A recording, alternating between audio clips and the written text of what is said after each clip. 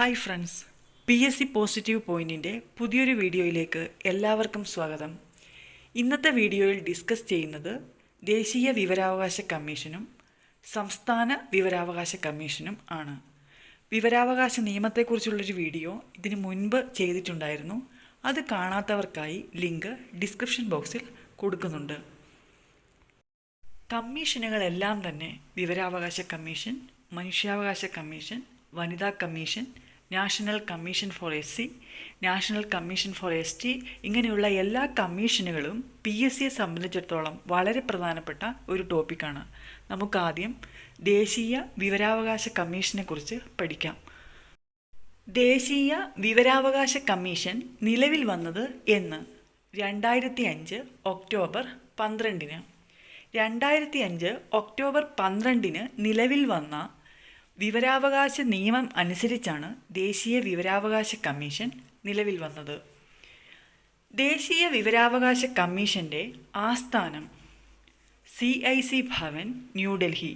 ന്യൂഡൽഹിയിലെ CIC ഭവനാണ് ദേശീയ വിവരാവകാശ കമ്മീഷൻ്റെ ഇപ്പോഴത്തെ ആസ്ഥാനം.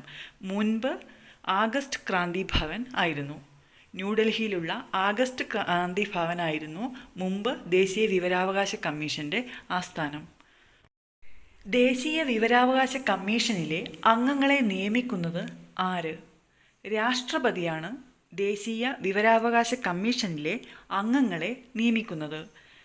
ദേശീയ വിവരാവകാശ കമ്മീഷനിലെ അംഗങ്ങളെ പ്രസിഡന്റിന് നോമിനേറ്റ് ചെയ്യുന്നത് പ്രധാനമന്ത്രി നോമിനേറ്റ് ചെയ്യുന്ന ഒരു ക്യാബിനറ്റ് മന്ത്രി, ലോക്സഭാ പ്രതിപക്ഷ നേതാവ് എന്നിവരടങ്ങുന്ന സെലക്ഷൻ കമ്മിറ്റിയാണ് പ്രസിഡന്റിന് ദേശീയ വിവരാവകാശ കമ്മീഷനിലെ അംഗങ്ങളെ നോമിനേറ്റ് ചെയ്യുന്നത്. ദേശീയ വിവരാവകാശ കമ്മീഷൻ്റെ തലവൻ അറിയപ്പെടുന്നത് chief information commissioner. Chief information commissioner എന്നാണ് ദേശീയ വിവരാവകാശ കമ്മീഷൻ്റെ തലവൻ അറിയപ്പെടുന്നത്. കേന്ദ്ര വിവരാവകാശ കമ്മീഷൻ അംഗങ്ങളുടെ എണ്ണം: മുഖ്യ വിവരാവകാശ കമ്മീഷണറും 10-ൽ കൂടാത്ത ഇൻഫർമേഷൻ കമ്മീഷണർമാരും. ടോട്ടൽ 11 പേരായിരിക്കും. 10-ൽ കൂടാത്ത ഇൻഫർമേഷൻ കമ്മീഷണർമാരും ഒരു ചീഫ് ഇൻഫർമേഷൻ കമ്മീഷണറും. കേന്ദ്ര അല്ലെങ്കിൽ ദേശീയ മുഖ്യ വിവരാവകാശ കമ്മീഷണർ ആയ ആദ്യ വ്യക്തി വജാഹത്ത് ഹബീബുള്ള. വജാഹത്ത് ഹബീബുള്ളയാണ് കേന്ദ്ര മുഖ്യ വിവരാവകാശ കമ്മീഷണർ ആയ ആദ്യ വ്യക്തി. കേന്ദ്ര മുഖ്യ വിവരാവകാശ കമ്മീഷണറായ ആദ്യ വനിത ദീപക് സന്ധു. ദീപക് സന്ധു 4ാമത്തെ മുഖ്യ വിവരാവകാശ കമ്മീഷണറായിരുന്നു. ദീപക് സന്ധു ആണ് കേന്ദ്ര വിവരാവകാശ കമ്മീഷണറായ ആദ്യത്തെ വനിത. മുഖ്യ വിവരാവകാശ കമ്മീഷണർ ആയ 2ാമത്തെ വനിത സുഷമ സിംഗ്. 2 വനിതകളെ മുഖ്യ വിവരാവകാശ കമ്മീഷണർ ആയിട്ടുള്ളൂ. അതുകൊണ്ട് ഇതുകൂടി പഠിച്ചിരിക്കുക. മുഖ്യ വിവരാവകാശ കമ്മീഷണർ ആയ 2ാമത്തെ വനിതയാണ് സുഷമ സിംഗ്. ദേശീയ വിവരാവകാശ കമ്മീഷൻ അംഗങ്ങളുടെ കാലാവധി കേന്ദ്ര ഗവൺമെൻറ് തീരുമാനിക്കും. ഇവിടെ ഒരു കാര്യം പ്രത്യേകം ശ്രദ്ധിക്കേണ്ടത്, 2005 ഒക്ടോബർ 12-ന് നിലവിൽ വന്ന വിവരാവകാശ നിയമം അനുസരിച്ച് കേന്ദ്ര വിവരാവകാശ കമ്മീഷൻ അംഗങ്ങളുടെ കാലാവധി 5 വർഷം അല്ലെങ്കിൽ 65 വയസ്സ് ആയിരുന്നു. എന്നാൽ 2019 ഓഗസ്റ്റ് 1-ന് വിവരാവകാശ നിയമം ഭേദഗതി ചെയ്യപ്പെട്ടു. ഈ ഒരു പോയിന്റ് വിവരാവകാശ നിയമത്തിൻ്റെ വീഡിയോയിൽ പറയാൻ വിട്ടുപോയിട്ടുണ്ട്. 2019 ഓഗസ്റ്റ് 1-ന് ഭേദഗതി ചെയ്യപ്പെട്ട ദേശീയ വിവരാവകാശ നിയമം അനുസരിച്ച് വിവരാവകാശ കമ്മീഷൻ അംഗങ്ങളുടെ കാലാവധി കേന്ദ്ര ഗവൺമെൻറ് തീരുമാനിക്കും എന്നാണ്. ഇപ്പോഴത്തെ കേന്ദ്ര മുഖ്യ വിവരാവകാശ കമ്മീഷണർ യശ്വർദ്ധൻ കുമാർ സിൻഹ. യശ്വർദ്ധൻ കുമാർ സിൻഹയാണ് ഇപ്പോഴത്തെ ദേശീയ മുഖ്യ വിവരാവകാശ കമ്മീഷണർ. ഇദ്ദേഹം സ്ഥാനമേറ്റത് നവംബർ 7, 2020-നാണ്. യശ്വർദ്ധൻ കുമാർ സിൻഹ ഇന്ത്യയുടെ എത്രാമത്തെ ദേശീയ വിവരാവകാശ കമ്മീഷണർ ആണ്? 11ാമത്തെ. ദേശീയ വിവരാവകാശ കമ്മീഷണറെ പിരിച്ചുവിടാനുള്ള അധികാരം ആർക്ക്? രാഷ്ട്രപതിക്ക്. രാഷ്ട്രപതിയാണ് ദേശീയ വിവരാവകാശ കമ്മീഷണറെ നിയമിക്കുന്നതും നീക്കം ചെയ്യുന്നതും. ദേശീയ വിവരാവകാശ കമ്മീഷണർ രാജിക്കത്ത് സമർപ്പിക്കുന്നതും സത്യപ്രതിജ്ഞ ചെയ്യുന്നതും ആരുടെ മുന്നിലാണ്? രാഷ്ട്രപതിയുടെ മുന്നിലാണ് ദേശീയ വിവരാവകാശ കമ്മീഷണർ രാജിക്കത്ത് സമർപ്പിക്കുന്നതും സത്യപ്രതിജ്ഞ ചെയ്യുന്നതും. വിവരാവകാശ കമ്മീഷൻ ഒരു ഡാഷ് ആണ്. എന്ത് തരം സ്ഥാപനമാണ് എന്നാണ് ഉദ്ദേശിക്കുന്നത്. വിവരാവകാശ കമ്മീഷൻ ഒരു സ്റ്റാറ്റ്യൂട്ടറി ബോഡി ആണ്.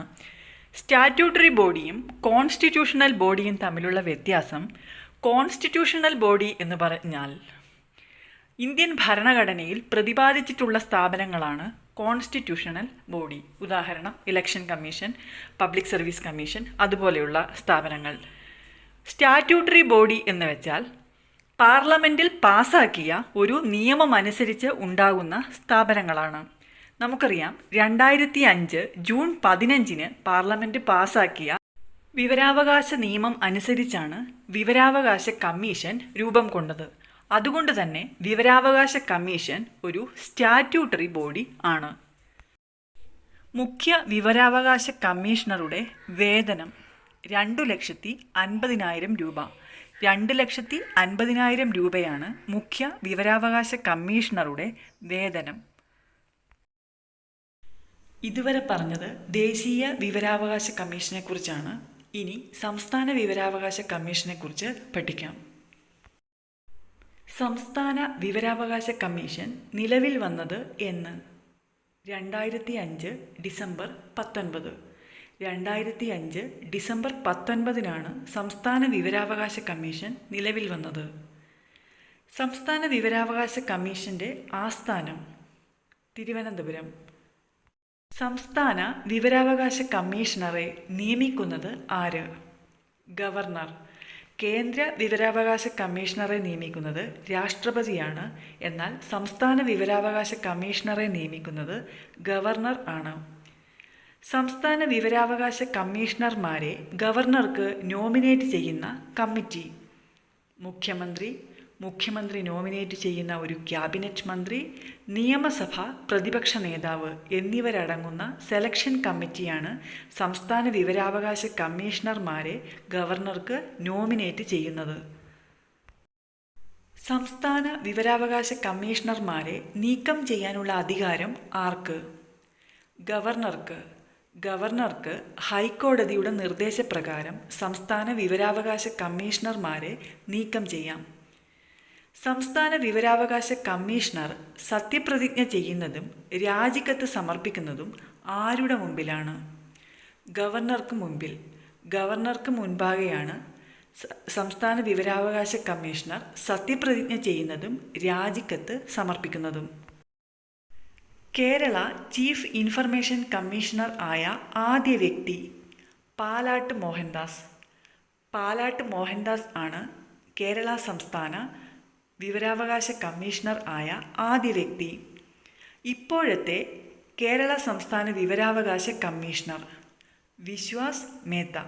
വിശ്വാസ് മേത്തയാണ് ഇപ്പോഴത്തെ സംസ്ഥാന വിവരാവകാശ കമ്മീഷണർ. 2021 മാർച്ചിലാണ് വിശ്വാസ് മേത്ത അധികാരമേറ്റത്.